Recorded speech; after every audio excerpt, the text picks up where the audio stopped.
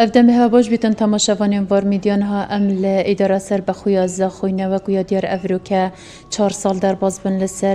اداره بونا سر بخویا زخو به هل کفتجی افروکه نخوشخانه زاروکان ل اداره سر بخویا زخو هات وگرن کو برای مسرور بارزانی سر که حکمت هرما کردستان اف نخوشخانه وگریه بو پترزانیاریان سر و نخوشخانه مهوانداریا برای مهندس یحیی قصاب سرپرشت اوی پروژه هنه کریه بله دبو مدابا دیار کرن اف نخوشخانهش چند تخته هم بکتد و هوا کنگی دست بکریه و چه تشت جوان هم بجین یه غریب دوی نخوشخانه ده هیا بله بخیر هاتن سرچاوا بوجار ای که اداره سربخو زاخو کرت ساخلمی نخوشخانک تایبت بزارو که بیت آوا کرنه اوش جهد الخوشیامه گلک چونکو اف نخوشخانه ده کرت ساخلمیش دستکه بیت دستکه دی بو باشتر چونکو او نخوشت هاتا تنگاوی یه زاروک تکل بالگلی مازن اونو که تکلی نابتن اف نخوشخانه السربری 1300 مترین دجار که هاتا آوا کرنه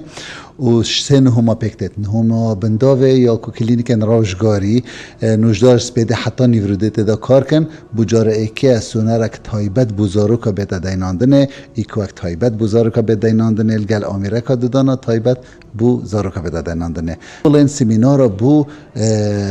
قطابین کلیجا پزشکی یعنی که دهن الویر فیری کار زارو کابن ده الویر 36 تختن